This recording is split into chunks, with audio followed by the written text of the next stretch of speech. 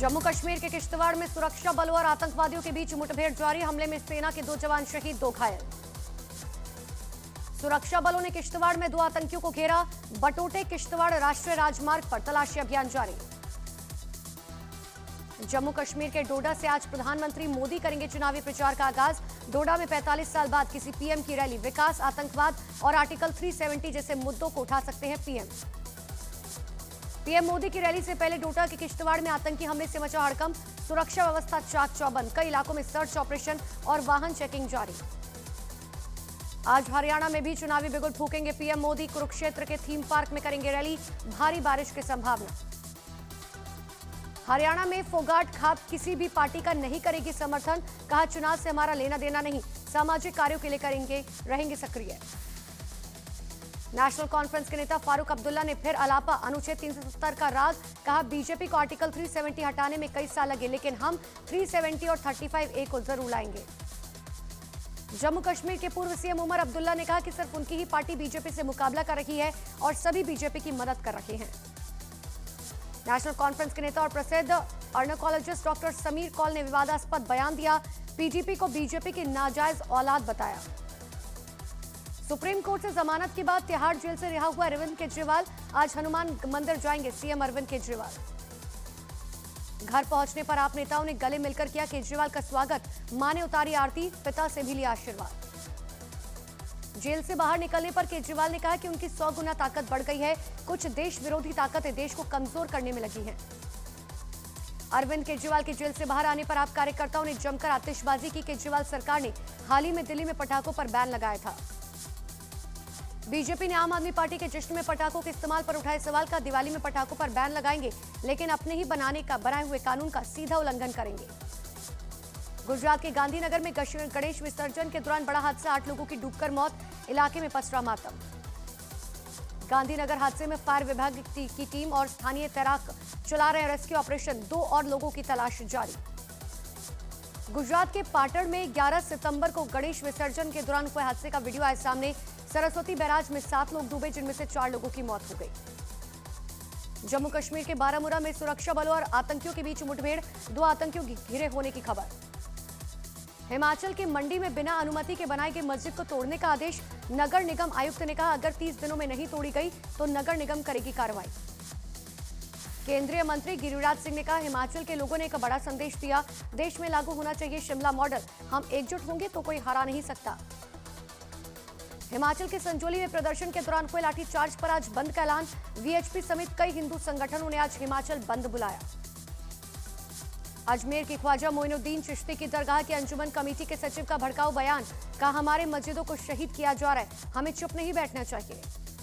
हिमाचल प्रदेश के नूरपुर में हिंदू संगठनों ने मुख्यमंत्री को भेजा ज्ञापन। प्रदेश में बाहरी लोगों की प्रदेश में बसने के अंकुश पर लगाने की अपील की। यूपी के श्रावस्ती में सरकारी जमीन पर बने हुए अवैध मजार को हटाने की मांग हुई तेज। हिंदू संगठनों ने जिलाधिकारी विधायक को ज्ञापन सौंपा।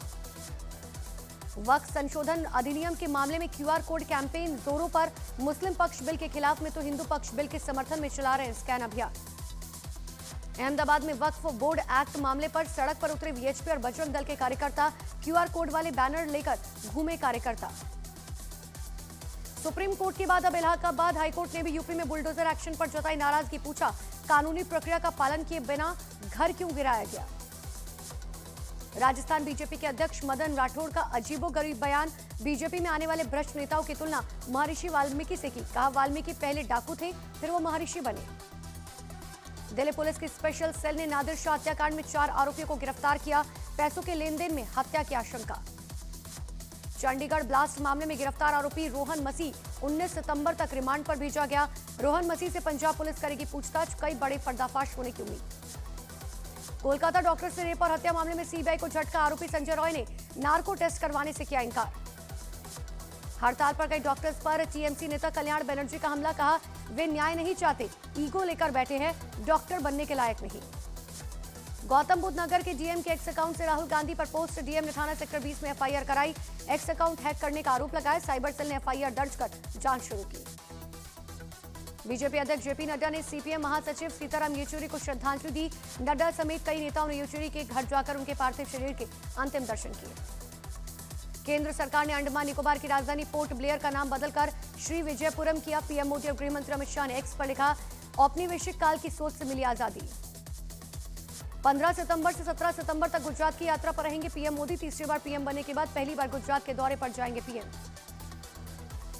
आज दिल्ली समेत यूपी के कई इलाके राजस्थान, मध्य प्रदेश, उत्तराखंड, हिमाचल, उड़ीसा में भारी बारिश का अलर्ट। उत्तराखंड में नैनीताल, चंपावत और अल्मोड़ा में बारिश ने जनजीवन को किया बुरी तरह से प्रभावित।